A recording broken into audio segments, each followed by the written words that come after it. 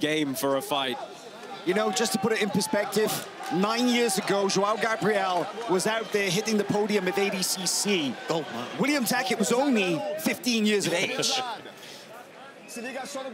He was a savage when he was 15 too, though. Yeah, and look, one of the things we have to touch on is, you know, William Tackett and his brother, as he gets in on a drives to the pit wall here and gets a good takedown.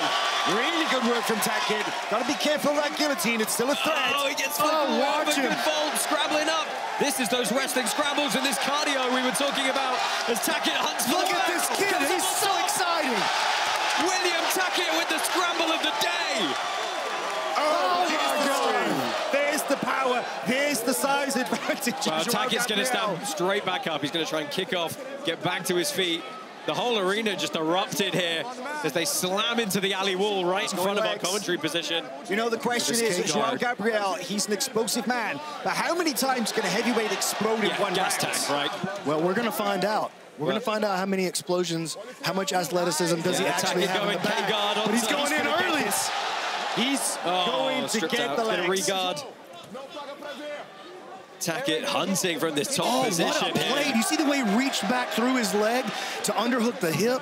I wouldn't be surprised to see William Tackett go reverse close guard at some point in this match. He used it in great effect to tap out J-Rod. Well, you want to talk initiating effective action. William Tackett just did all of that. And guys, before that scramble, I was going to say him and his brother Andrew, their lifelong goal was to make it to another event that's happening just down the road from here. And when this event popped up, they dropped everything. They gave up their lifelong goal and said, you know what? We're in. We want that shot at $1 million, and we're going to put on the show for it. And they were the first guys to say it, too. Andrew and William were the very first guys to confirm their participation at CJI. It just goes to show. Nice Uchimata. But it just goes to show how much they want it. And check that out. William just continues the action, falls straight onto a single, works right back up to his feet, wants to turn the corner here and try to put Rocha down. He knows you can't accept a position against the guy as big and heavy as Joao Gabriel, right? Last thing you want to do is get stuck on bottom.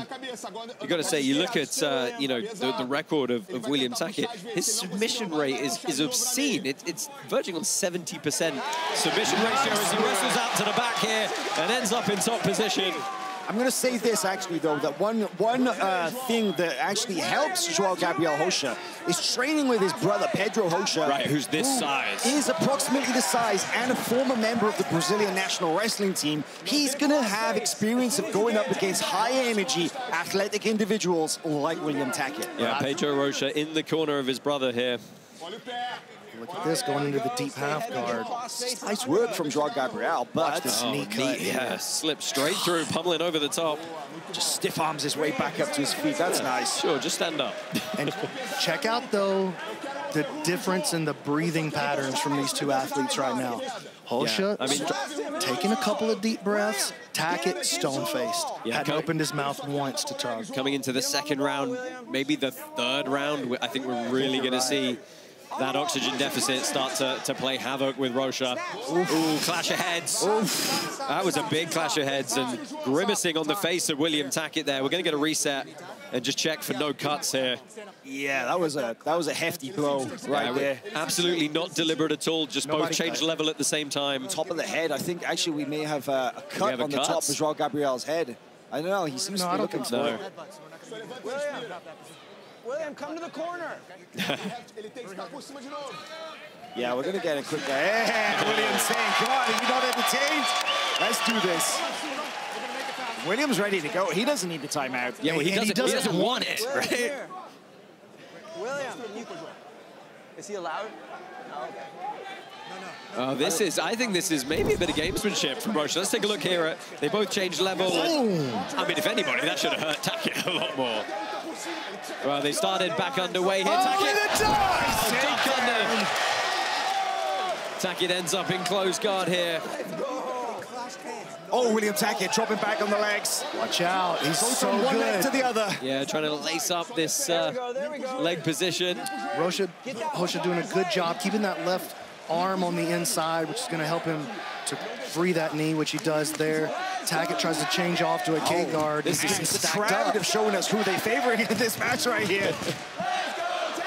Listen to this Thomas and Mac Center. I wonder if William Tackett has ever had 6,000, 7,000, 8,000 people chanting his name like this.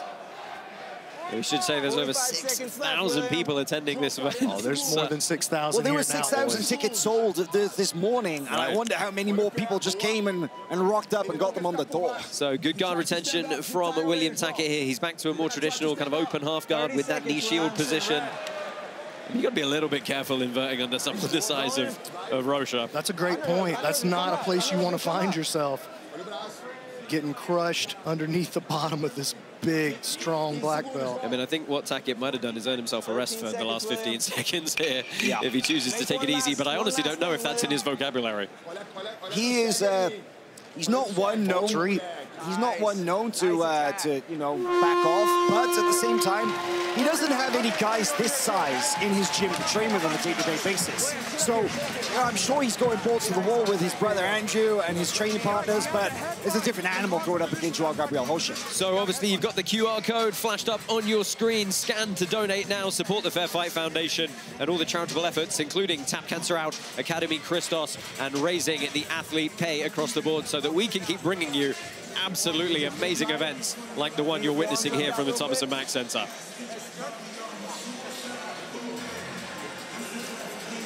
You know, talking to William, actually, it's kind of interesting that he, yeah, across the board with Tackett, that's totally fair. I mean, yeah, we all assumed that was going to be the case, right? Initiated the majority of the action, had the most effective positions repeatedly as well. But one thing Tackett did say to me is that he feels that he's adapted his game for the big guys so that he is not just leg lock focused, and I think he really showed that in this first round. We've got a timeout over here from Jason Herzog. He does call him back in the middle. Okay, that's good. We don't want to take our foot off the gas here. This is just too good a match. Yeah, so I'm really enjoying this. Rocha knows he's down 1 point so far. Let's see if he changes his game plan at all. I think we're going to see Tackett just push more and more. Yeah, try to extend that lead. I mean, the throw by and the duck unders worked well for him. Rocha's got to be cognizant of that. Who doesn't love a good David versus Goliath match, right? And this is what we got right here. It almost feels like what jiu-jitsu was meant to be. It feels exactly like we want to see. Beautiful work. Joao Gabriel's really good with that wizard kick style Uchimata. He's really, really effective. But look at Tackett sneaking out the back door. I have no idea where Tackett was trying to go there. Better be careful here, though. Well, we're only a minute into this second round as he looks to get another entanglement and another K-guard entry. Get up, William. You hear his corner tell him to get up. Don't hang around in this bottom position. Get up and get to work. Question is, after that massive energy expenditure in the opening round, whether Tackett has had sufficient rest and getting his heart rate back down, and you know whether he's able to come back for this second round with, you know, the capability of going up against somebody like Joao Gabriel, because man, that energy bar has got to be dipping, right? It doesn't matter how much of a camp you've had, it doesn't matter how much of a preparation you've done. Competition is just different. This is interesting. Tackett settling into a closed guard. By choosing that, he's kind of pulling the pace back a little bit, maybe giving Rocha a chance to collect his wits about him just a bit. Look at that leg that pressed in. Cross, leg coming across now, looking to invert once more. You know, oh, there it is. Like, I called it earlier because William Tackett, he does have a decent attack series from here, but he's just getting smushed right now. The full weight of Joao Rocha is bearing down on the spine of William Tackett. This is better. This is better for what he could go A-block. He used that to tap out J-Rod at ADCC trials. He's got attacks from here. And they're unorthodox attacks, too. Even if you understand visually what's coming, if you haven't been there you're not going to be wise to it. It feels very strange. Takes away a lot of your natural jiu-jitsu style movements. Tackett joining Brazilian Fight Factory back in 2017. Was really consistently beating black belt adults as a minor, and is now a fully fledged professional in his own right. He's 24 years old, but he's a young veteran. Right, exactly. He really is. Look at the back step from Joao Gabriel. I didn't expect that. Does he really want to play that kind of leg entanglement game with someone like William Tackett, though? I don't think he would use it to go legs. He's just using it to extricate himself from the position. But you know, man, I feel like we've been talking a lot about William Tackett. I gotta give some credit to Joao Gabriel. He's not accepted anything that William Tackett has thrown at him. He's managed to slow the pace down a lot in this second round. He kind of is in a little bit more control, I would say. He's winning this second round. And he is continually working as well. It's just at the pace that fits his style of attack and game. Well, he does. We can see it now. Look at the top of his head. Oh, there is what looks like a gash on that, actually. It doesn't look like it's bleeding, but... It definitely looks like a bit of a war wound on the top of the head of Joao Rocha. Minute 25 left in this second round here. Right in front of us. I have to stand up to actually look down into the alley to see what's going on, but... Yeah, Joao Gabriel, he's doing a really good job of kind of putting on the smush here, doing that big guy thing. Bearing more weight down on Tackett, who's starting to not quite get the entries as clean, not able to pull the legs through as much. Again, back to the closed guard. It's just a place where Tackett feels like he can retreat to, gather himself for a moment every time. It really does feel, though, like we're heading towards an even score after 2 rounds. Stalling warning. Oh, Jason Rocha. He looked at him, he said, you're stalling, you got to keep the action going. I'm taking this position from you. And Andrew Tackett just looked at his brother and said, what are you doing? Forward. Go forward, indeed. You know, Joao Gabriel, born and raised in Rio de Janeiro, now based in Dallas, Texas. He's got a gym up there and has been here. Oh, sits it out. Nice. Comes up on a leg, drives him into the alley wall. He's going to drag him down from here. Yeah, this is the Tacketts are two of the guys who have the most time practicing on this kind of angled surface. They built one very early on in their camp preparations. I think they were the first. Yeah. They were the first CJI competitors to build a ramp in their gym. 10 seconds left, unfortunately. Oh, he takes them back! And time expired. And he probably stole the round with that initiation right there. 100%. William Tackett, in my opinion, just stole that round. Well, we get to see ahead of you guys and ahead of the competitors which way the scores are coming in. Interesting. Oh, we've got a split. Yeah, we got this second round is split between the judges. 2 of them, however, have gone for Joao Rocha. So at the moment, majority decision is the official standing. So this is really interesting to me. I mean, we're looking at Joao Gabriel getting taken care of here in the corner. Luckily, that cut on his head's not openly, it's not pouring blood. He can continue. But huge gulps of water, gulps of air from Joao Rocha. Let's take a look at that last sequence back. The crowd did not like the fact that Rocha took that round on the scorecards. They were vocal in their displeasure at that result. Third and final round underway here. Who's going to be the last man to book their place in the quarterfinals? Well, we know for sure that if it comes down to the last 60 seconds, last 30 seconds, and it's a close round, we know for sure that Tackett can push. Yeah, we know he has that never say die gas tank, right? That kind of like, I know what I need to do. I need to go out with my shield, possibly if needs be. Oh, big takedown from Rocha, though. And that is not what William Tackett wants here. Man, that good old-fashioned outside trip from the tie-up. We don't see too many of those anymore. And Tackett not in a great position here to really effectively use his guard either. I'm wondering if something's wrong with Tackett here, because he's being very slow to even try and get on. I'll tell you what's wrong with him. He's got Joao Gabriel's extra on top of him. Up against the ramp, that's what's wrong. And he's working those double underhooks, smashing. He's going to pass. That's a big moment for Joao Rocha. And this is early as well. We're just over 1 minute into this final round. Joao Gabriel, he's going to take his time. He's going to really put the pressure on here. Yeah, but he does have to, of course, be wary of yet another stalling call, but he moves to mount. He's not going to get called for stalling from here. Not like that, he's not. He's got those elbows way away from the ribs as well, very high. An absolutely gruesome position for William Tackett. Those elbows isolated so far above your head with that chest pressure bearing down your face. It's hard to breathe. It's hard to get defensive posture in. Going head and arm. And with your head pushed up against the wall like that, there's nowhere to go. He's going head and arm. He's not ready to jump off it yet. He's still putting the arm across. You can just about see it here.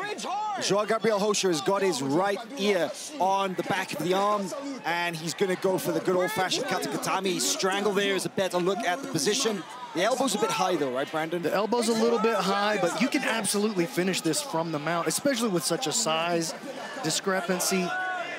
Yeah, a little bit anxious moments of space for William Tackett. He's trying to use that left hand to just pry a little bit more oxygen to his brain. Man, I feel like if I was Joao Gabriel, I actually would like to pull Tackett away from the ramp a little bit and cinch that choke up a bit tighter.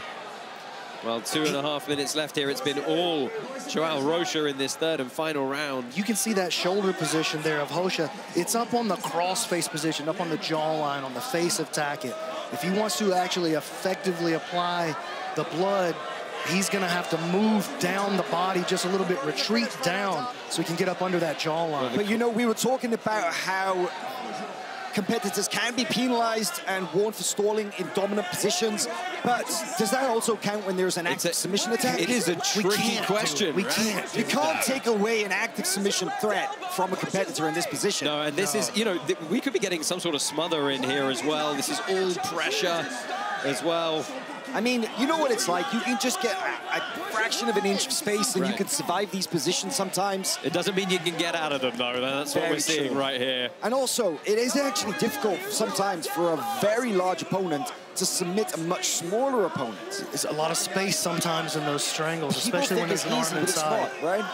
Minute and 30 seconds left on the clock. This has been well over a minute that William Tackett has been stuck in this head and arm choke, and Joao Rocha is not budging for love nor money. And I don't blame him. You know, if I was him, I certainly would not either. I would not want William Tackett bouncing around the alley. I would want to stay firmly in control. And check it out. We got our first blood on the mats right there. Wow. Staining the alley wall with his head. The demeanor of the two corners could not have shifted more suddenly here. Absolute silence. Oh, this could be the end. And anxious shouting from Pedro Rocha. I mean, there's not a lot you can tell William in this position. If he can even hear it. If he could hear it, exactly. But all he can do is just grit his teeth, try and get a tiny bit of space and try and survive. The good Joao Gabriel's brought his hips up off from that mount position, though. Yeah, if I'm William, I might try to pull my knees back in and get to my butterfly guard. 30 seconds left on the clock here. It's you know, barring an absolute miracle, it's going to be unlikely he can turn this one around here. It's not happening. Tackett's going to get eliminated here. You know, even if the scoring came back pretty even, Rocha's got all the momentum out of this third round. Final 10 seconds here. This could be the end of the road for William Tackett. Rocha is going to step off and try to finish. Turned it on early in this round. Just got a lot tighter, but I don't think it's not there. It's enough right now. Well, time expires. They're going to go to the judge's decision. And you can't call that an upset by any stretch of the imagination. Wow, interesting scoring. We're not going to score. We're not going to spoil it, but we can confirm that one of the judges has scored that a 10-7. But we'll wait for the official decision to be read out. But I certainly agree. That was about as close and clear a 10-7 round as we're going to see. What Joao Rocha has done is find a really good way to annoy a lot of the crowd here who he doesn't mind being the bad guy. That was a great match on his part. He managed to deal with the hurricane. Yeah, that was William Tackett. Adversity, right? Absolutely. First round was just a fury of activity, and now we get the official result. Yeah, let's go ahead and get the hand raised here, find which of these men is moving on to the second round. After 3 exciting rounds of action, we go to the judges' scorecard. All 3 judges score in favor of the red corner, Joao Gabriel Rocha. The crowd doesn't really love it. but it's absolutely the right choice. It is the correct decision. Can't argue with it. All the judges went 10-8. One judge went 10-7 in that last round. It was total and utter domination with a consistent threat of submission. You know, the sportsmanship, I love Joao Gabriel going over and going straight to the corner of William Tackett.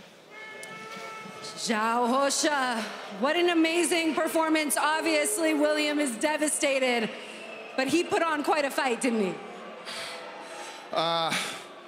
First, well,